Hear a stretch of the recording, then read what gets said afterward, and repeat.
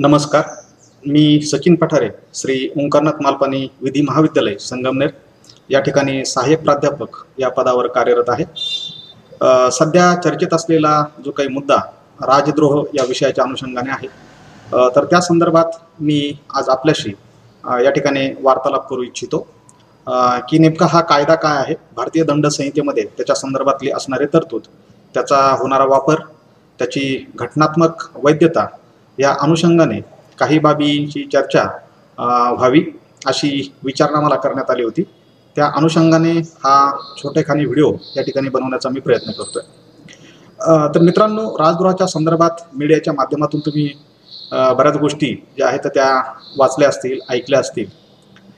तर राजद्रोह हा जो गुन्हा आहे तर तो राष्ट्राच्या विरोधामध्ये किंवा कायद्याने स्थापन झालेलं जे काही राज्य असतं त्या राज्याच्या विरोधामध्ये एक तिरस्काराची भावना, दुश्मनीची भावना, नापसंती ही व्यक्त जी केली जाते काही व्यक्तींकडून, तर त्या अनुषंगाने त्यांच्या विरोधामध्ये भारतीय दंड संहितेचं सेक्शन 124A, ज्याला भारतीय दंड संहिता असं आपण जे म्हणतो, इंडियन पिनल कोड, त्याचं सेक्शन 124A च्या अंतर्गत ही तरतूद देण्यात आलेली आहे. मग ही जी काही तरतूद आहे की लॉर्ड मेकालोने जो काही कोड बनवला होता 1937च्या दरम्यान, तर त्यावेळेला हे सेक्शन 113 या नंबरने त्या पिनल कोडमध्ये इन्सर्ट करण्यात आलेलं होतं. पण काळाच्या ओघामध्ये नंतर ते जे सेक्शन आहे तर ते काही कारणाने डिलीट केलं गेलं आणि पुढे जेव्हा 1860ला ही भारतीय दंड संहिता जेव्हा अस्तित्वात आली, तर त्यानंतर पुन्हा ती गरज भासली आणि सर जेम्स स्टीफन यांनी ज्या काही शिफारसी केल्या त्या शिफारशीमुळे 1970ला भारतीय दंड संहितेमध्ये सेक्शन 124A हे ॲड केलेलं आपल्याला ते बघायला मिळतं. मग हे ॲड केल्यानंतर 1870 नंतर या सेक्शनच्या अनुषंगाने 1948 असेल, 1950 असेल आणि 1951 असेल, या 3 वर्षामध्ये या सेक्शनच्या अनुषंगाने थोडेसे बदल जे आहेत ते याच्यामध्ये करण्यात आले. मग नेमकं हे 124A हे सेक्शन जे आहे, ज्याला आपण विधान असं म्हणता येईल, हे विधान भारतीय दंड संहितेमधलं जे आहे, ज्याला आपण राजद्रोह असं म्हणतो, सिडिशन ज्याला इंग्रजीमध्ये म्हटलं जातं आणि मराठीमध्ये राजद्रोह असं म्हटलं जातं. मग नेमकं हे सेक्शन काय आहे, इंग्रजीमध्ये काय सांगतं, ते आपण अगोदर ते समजून घेऊया, त्याचे इन्ग्रेडियंट समजून घेऊया, म्हणजे याच्यावरती बोलणं जे आहे ते सोयीस्कर ठरेल. तर सेक्शन 124A हे या संदर्भात असं बोलतं, त्याची हेडिंग नोट आहे सिडिशन हे त्याचं शीर्षक आहे आणि ते सेक्शन असं बोलतं की whoever by words either spoken or written or by signs or by visible representation or otherwise brings or attempts to bring into hatred or contempt or excites or attempts to excite disaffection towards the government established by law in India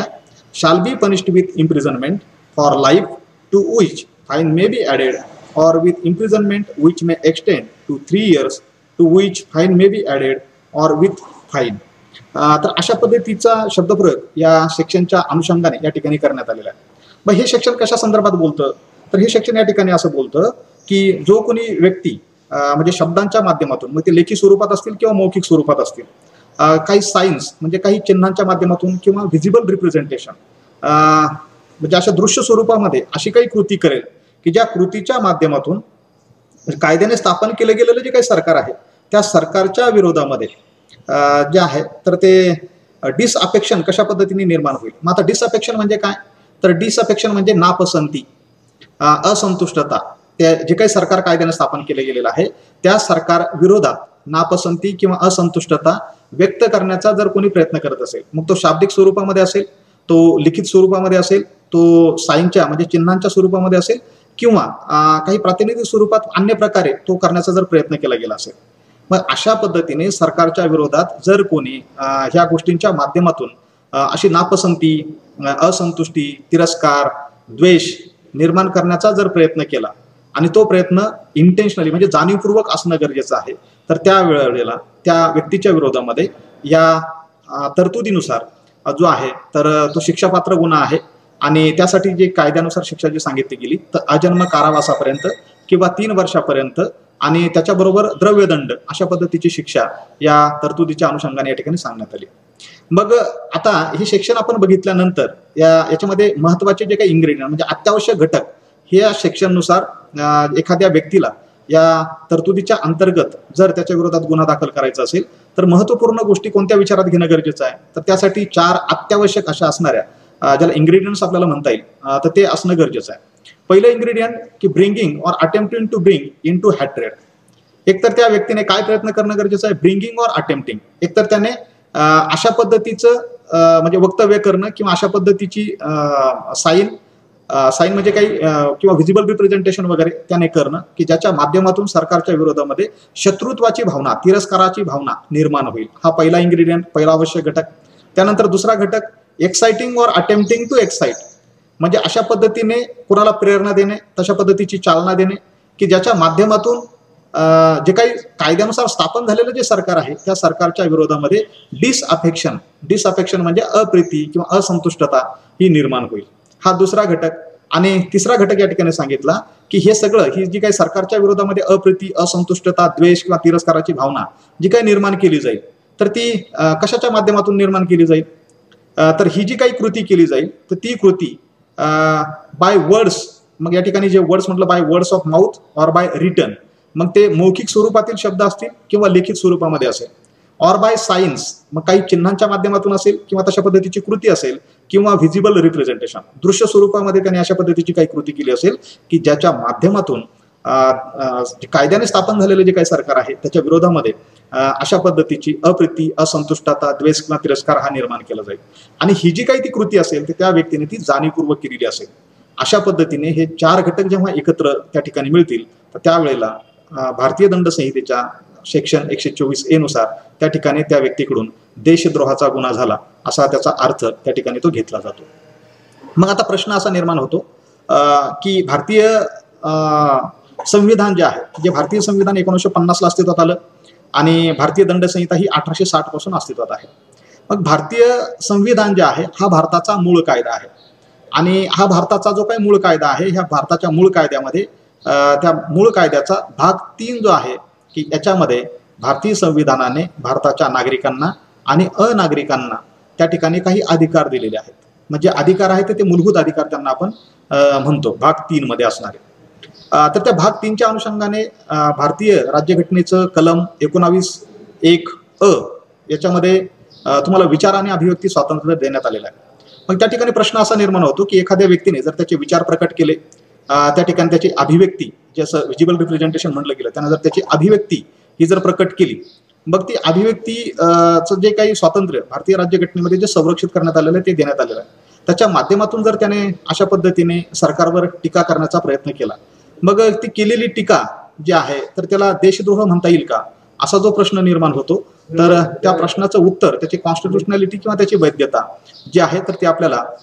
या अनुषंगाने या ठिकाणी विचारात घेणं गरजेचं आहे. तर या संदर्भात सुरुवातीला 2 मतप्रवाह निर्माण झाले होते. जे प्रोटॅगॉनिस्ट आहेत, म्हणजे प्रतिगामी जे आहेत, तर त्यांचं असं म्हणणं होतं की हे जे काही सेक्शन भारतीय दंड संहितेमध्ये आहे तर ते घटनात्मक तरतुदींच्या विरोधी आहे, घटनेशी ते विसंगत आहे, म्हणून त्याला अल्ट्रा व्हायरस जे आहे अशा पद्धतीने त्यांनी ठरवण्याचा प्रयत्न केला. नंतर दुसरा जो एक व्ह्यू होता की तो व्ह्यू असं म्हणत होता की दुसरा जो विचार प्रवाह होता तो विचार प्रवाह असं म्हणत होता की ही जी काही तरतूद आहे तर ती घटनेशी सुसंगत आहे. कारण भारतीय राज्यघटनेमध्ये आर्टिकल जे आहे कलम 19(1)(अ) तर याच्यामध्ये विचार आणि अभिव्यक्ती स्वातंत्र्य देण्यात आलं. पण हे विचार आणि अभिव्यक्ती स्वातंत्र्य जरी देण्यात आलेलं असलं तरी ते निरंकुश स्वरूपाचं नाही. मग निरंकुश स्वरूपाचं नाही म्हणजे काय, तर या कलमाच्या माध्यमातून भारतीय नागरिकांना जो काही बोलण्याचा आणि अभिव्यक्त होण्याचा जो काही अधिकार देण्यात आलेला आहे तर तो अधिकार त्या ठिकाणी त्याच्यावरती काही रिझनेबल रिस्ट्रिक्शन्स हे ठेवण्यात आलेले आहेत, म्हणजे त्याच्यावरती काही मर्यादा ठेवण्यात आलेल्या आहेत. मग ह्या मर्यादा काय ठेवण्यात आल्या, तर एका बाजूला व्यक्तीचं स्वातंत्र्य जपायचं आणि दुसऱ्या बाजूला जनतेचं हित साधायचं. मग ह्या दोन्हीमध्ये काय करणं गरजेचं आहे की एक बॅलन्स करणं गरजेचं आहे. हा बॅलन्स करण्याच्या अनुषंगाने freedom of speech and expression जे भारतीय राज्यघटनेच्या कलम 19(1)(अ) मध्ये देण्यात आलं, त्याच्याच कलम 19(2) मध्ये त्या ठिकाणी काही नियंत्रणं जे आहेत, घटनात्मक नियंत्रणं त्या अभिव्यक्ती स्वातंत्र्यावरती ठेवण्यात आलेले आहेत. मग दुसरा जो व्ह्यू होता तो दुसरा व्ह्यू असं म्हणतो की हे जे काही सेक्शन आहे हे घटनाविरोधी नाही, ते इंट्रा व्हायरस आहे. अशा पद्धतीचा व्ह्यू त्या ठिकाणी तो आपल्याला तो बघायला मिळतो. मग या कायद्याच्या संदर्भात सेक्शन 124(a) च्या अंतर्गत त्या ठिकाणी 2 स्पष्टीकरण देण्यात आले. हे 2 स्पष्टीकरण काय सांगतात, तर पहिलं स्पष्टीकरण त्या ठिकाणी असं बोलतं की the expression disaffection includes disloyalty and all feelings of enmity. तर या ठिकाणी जे स्पष्टीकरण देण्यात आलं पहिलं ते स्पष्टीकरण असं सांगतं की डिसअफेक्शन म्हणजे काय, की एखाद्या व्यक्तीने कायद्याने स्थापन केल्या गेलेल्या सरकारच्या विरोधामध्ये डिसअफेक्शन निर्माण करण्याचा प्रयत्न जर केला तर मग हे डिसअफेक्शन म्हणजे ह्या सेक्शनला काय अपेक्षित आहे, तर डिसअफेक्शनचा अर्थ होतो disloyalty and feelings of enmity. Enmity म्हणजे शत्रुत्वाची भावना, तिरस्काराची भावना. डिसलॉयल्टी म्हणजे निष्ठा नसणे. कायद्याने स्थापन केले गेलेल्या सरकारच्या विरोधामध्ये अशा पद्धतीने द्वेषाची किंवा तिरस्काराची भावना निर्माण करणे, अशा पद्धतीचं स्पष्टीकरण त्या ठिकाणी देण्यात आलं. मग हे पहिलं स्पष्टीकरण जे आहे तर ही ह्या सेक्शन 124(1) ची म्हणजे सेडिशनची त्या ठिकाणी ते व्याप्ती दाखवतं. आणि त्या ठिकाणी दुसरं जे स्पष्टीकरण देण्यात आलं की comments expressing disapprobation of the measures of the government with a view to obtain their alteration by lawful means without exciting or attempting to excite hatred, contempt or disaffection do not constitute an offense under this section. मग ह्या कायदा लागू करण्याच्या संदर्भात ह्या दुसऱ्या एक्सप्लेनेशनने, दुसऱ्या स्पष्टीकरणाने या ठिकाणी असं सांगितलं की डिसअप्रोबेशन जर समजा कोणी निर्माण करण्याचा प्रयत्न करत असेल, मग डिसअप्रोबेशन म्हणजे नामुष्की किंवा नापसंती. मग ही नापसंती म्हणजे कशाच्या संदर्भात, जे कायद्याने स्थापन केले गेलेले जे काही सरकार आहे ते सरकार उलथवण्याच्या अनुषंगाने किंवा त्याच्यामध्ये बदल करण्याच्या अनुषंगाने जर कोणी ही नापसंती जी आहे जर ही व्यक्त करत असेल आणि त्याच्या माध्यमातून ते हॅट्रेड किंवा कंटेम्प्ट ऑर डिसअफेक्शन ज्याला म्हटलं गेलं हे निर्माण करण्याचा जर प्रयत्न करत असेल तर या ठिकाणी तो गुन्हा म्हणजे जर कायदेशीर जर ते प्रयत्न असतील म्हणजे विधायक मार्गाने नापसंती दर्शवण्याचा प्रयत्न जर कुठल्या व्यक्तीकडून केला जात असेल तर तो सेडिशनचा गुन्हा त्या ठिकाणी ठरणार नाही. मग प्रश्न या संदर्भात या ठिकाणी अशा पद्धतीने निर्माण होतो की हा जो काही कायदा हा 1860 ला अस्तित्वात आलेला की इंग्रजांच्या काळामध्ये अस्तित्वात आलेला हा जो काही कायदा आहे त्यावेळेला इंग्रजांनी या कायद्याची अंमलबजावणी, त्यांची सत्ता ही अबाधित राहावी, स्टेबल राहावी या अनुषंगाने त्यांना स्वातंत्र्य चळवळीच्या माध्यमातून ज्या काही भारतीय नेत्यांकडून जे काही आंदोलनं वगैरे होत होते त्याच्या माध्यमातून जो त्रास होत होता त्याला प्रतिबंध करण्याच्या अनुषंगाने या सेक्शनचा ब्रिटिशांनी मोठ्या प्रमाणामध्ये वापर केलेला आपल्याला आतापर्यंत आढळून येतो. या संदर्भातली बाल गंगाधर टिळक जे आहेत तर यांच्याही विरोधामध्ये त्यांनी केसरीमध्ये जे काही लेख वगैरे लिहिले होते त्या संदर्भात त्यांच्याही विरोधामध्ये हा कायदा त्या काळामध्ये कशा पद्धतीने वापरला गेला याची बरीचशी उदाहरणं इतिहासामध्ये ती बघायला मिळतात. मग हा जो काही कायदा 1860 पासून अस्तित्वात आहे तर आतापर्यंत जर याचा इतिहास बघितला तर हा कायद्याची तरतूद सेक्शन 124(a) हे त्या सरकारने त्या सरकारला विरोध करणाऱ्यांच्या विरोधामध्ये त्याचा गैरवापर केलेला हा आपल्याला तो बघायला मिळतो. मग ब्रिटिश त्याला अपवाद नव्हते आणि नंतर स्वातंत्र्य झाल्यानंतर आपलं भारतामध्ये आतापर्यंत ज्या काही सत्ता आल्यात तर ह्या सत्तांनी सुद्धा या सेक्शनचा गैरवापर केलेला आपल्याला तो बऱ्याच वेळेला बघायला मिळतो.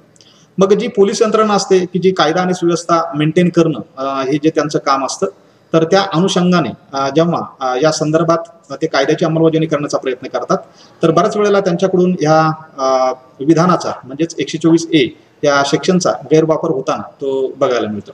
मग उदाहरणार्थ जर बघायचं म्हटलं तर आपण जसं टिळकांच्या संदर्भात उदाहरण घेतलं, नंतर ही अलीकडच्या काळामध्ये आपल्याला सांगता येईल की अरुंधती रॉय असेल, विनायक सेन असेल, असीम त्रिवेदी जो काही कार्टुनिस्ट वगैरे जो होता, त्यानंतर 2012-13ला जे काही कुणाड कुंडलम या ठिकाणचा जो काही प्रकल्प होता या प्रकल्पाला विरोध करत असताना शेतकऱ्यांनी जे काही निदर्शने केली त्यावेळेस हजारो शेतकऱ्यांच्या विरोधामध्ये सेडिशनचे चार्जेस वगैरे जे आहेत ते लावले गेले आणि त्या अनुषंगाने मग बऱ्याच शेतकऱ्यांना जे आहे ते वेठीस धरल्या गेलं. मग जे सरकार सत्तेमध्ये असतं, कुठलंही सरकार सत्तेमध्ये असतो असं आपण सर्वसाधारणपणे म्हणतो की सत्तेपुढे शहाणपण चालत नाही. मग बरेचसे काही विचारवंत असतात, साहित्यिक असतात, कलाकार असतात, तर हे जेव्हा सरकारच्या कामकाजावरती बोट ठेवण्याचा प्रयत्न करत असतात तर त्यावेळेला सरकारला जर ते नापसंत असेल तर सरकार ते विरोधकांची गळचेपी करण्याच्या अनुषंगाने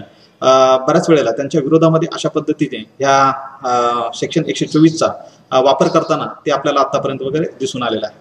मग ह्या सेक्शन जे आहे तर हे भारतीय दंड संहितेमधून याला रद्द करण्यात यावं किंवा याची दुरुस्ती करण्यात यावी अशा पद्धतीच्या चर्चा ह्या बऱ्याच काळापासून होताना आपल्याला ते दिसतात. वेळोवेळी भारताच्या सर्वोच्च न्यायालयाने सुद्धा या संदर्भात तशा पद्धतीच्या टीका टिप्पण्या केलेल्या आहेत. तशा पद्धतीने केंद्र सरकारला विचारणा केलेली आहे आणि अलीकडेच भारताच्या सर्वोच्च न्यायालयाच्या सर्व न्यायाधीशाने सुद्धा त्या संदर्भात आपली मतं प्रकट केलेली आपल्याला ती बघायला मिळतात. मग एकूणच जेव्हा आपण या संदर्भात चर्चा करतो तर भारताच्या विधी आयोगाने सुद्धा या कायद्यामध्ये दुरुस्ती करावी आणि त्या अनुषंगाने हे बदल काळाची गरज आहे अशा पद्धतीच्या शिफारशी केलेल्या आपल्याला बघायला मिळतात. मग आता आणखी दुसरा एक मुद्दा या अनुषंगाने निर्माण होतो की जर कोणी भारतीय राज्यघटनेच्या संदर्भात अपशब्द वापरत असेल, घटना बदलण्याची भाषा करत असेल किंवा तिला ती जाळून टाकत असेल तर मग तो देशद्रोहाचा गुन्हा ठरतो का? आता या संदर्भात मतमतांतर आहेत, पण आपण जर समजा हे सेक्शन जेव्हा विचारात घेतलं, त्याची वर्डिंग बघितली तर त्या ठिकाणी कॉन्स्टिट्यूशन अशा पद्धतीचा शब्दप्रयोग करण्यात आलेला नाहीये. पण जे कायद्याने स्थापन केले गेलेलं सरकार त्याला उलथवण्याचा जर तो प्रयत्न जाणीवपूर्वक शब्दप्रयोगाच्या माध्यमातून काही दृश्य स्वरूपाच्या कृतींच्या माध्यमातून जर केला गेला असेल तर त्याला देशद्रोह म्हटलं गेलेलं आहे. मग आता काही लोक राज्यघटनेच्या विरोधामध्ये अपशब्द वगैरे वापरतात, तो देशाचा मूळ कायदा आहे, मग त्याला देशद्रोहाचा गुन्हा म्हणायचं का? तर या संदर्भात जरी काही मतमतांतर असली तर 1971ला भारतीय म्हणजे केंद्र सरकारने, पार्लमेंटने त्या संदर्भात जो एक कायदा बनवला आणि त्या कायद्याच्या माध्यमातून त्या ठिकाणी वगैरे जे काही सांगण्यात आलं की हा जो काही कायदा जो केंद्र सरकारने बनवला होता 1971ला, त्या कायद्याचं शीर्षक असं होतं की Prevention of Insults to National Honour Act 1971. म्हणजे 1971ला जे काही नॅशनल ऑनर आपले म्हणजे राष्ट्रीय जे काही आपले प्रतीक वगैरे जे आहेत त्यांचा अवमान प्रतिबंधक कायदा जो आहे हा 1971ला आणला गेला. मग ह्या कायद्यामध्ये अत्यंत छोटा असणारा असा हा कायदा आहे. या कायद्यामध्ये एकूण फक्त 3च सेक्शन्स आहेत आणि त्याच्यामध्ये मग सांगण्यात आलं की राष्ट्रगीत असेल, राष्ट्रध्वज असेल, राज्यघटना असेल यांच्याविषयी किंवा यांचा अपमान करण्याचा जर प्रयत्न केला असेल तर तो 1971च्या कायद्यानुसार त्या ठिकाणी तो गुन्हा ठरतो. मग राज्यघटना जाळण्याचा प्रयत्न असेल, राज्यघटनेचा अवमान मग हा शाब्दिक स्वरूपामध्ये किंवा अन्य प्रकारे जर करण्याचा प्रयत्न केला असेल तर तो 1971च्या कायद्यानुसार तो गुन्हा ठरतो आणि अशा पद्धतीचा गुन्हा हा 3 वर्षाच्या शिक्षेसाठी तो पात्र असणारा अशा स्वरूपाचा गुन्हा आहे. तर या अनुषंगाने या चर्चेच्या माध्यमातून मला या ठिकाणी एवढंच सांगायचं होतं की हा जो काही कायदा हा ब्रिटिश काळामध्ये ज्या पद्धतीने अस्तित्वात आला आणि तो तेव्हापासून आजपर्यंत तो जो लागू आहे, तर काळाच्या ओघामध्ये त्याच्यामध्ये बदल करणं गरजेचं आहे की मग जे काही कायद्याने स्थापन केले गेलेलं सरकार असेल, भारताची राज्यघटना असेल, केंद्रातलं पार्लमेंट असेल, त्यानंतर केंद्राचं जे काही प्रशासन असेल, तसंच राज्यामधील राज्य सरकार असेल, राज्याचं प्रशासन असेल, यांच्या विरोधामध्ये किंवा ते उलथवण्याचा प्रयत्न जाणीवपूर्वक आणि जो पब्लिक ऑर्डर असेल,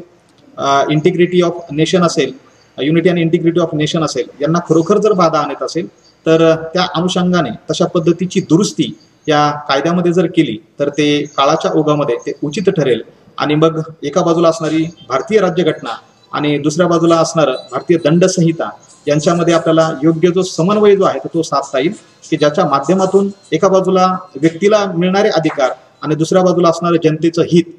जे आहे तर हे योग्य पद्धतीने आपल्याला त्याचं संतुलन साधून आपण जो आहे तर योग्य पद्धतीने मार्गक्रमण करू शकतो.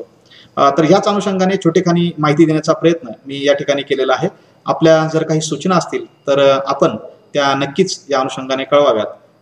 पुन्हा नंतर एखादा विषय घेऊन त्या संदर्भात आपण पुन्हा चर्चा करूया. तुर्तास या ठिकाणी मी आपली रजा घेतो. धन्यवाद.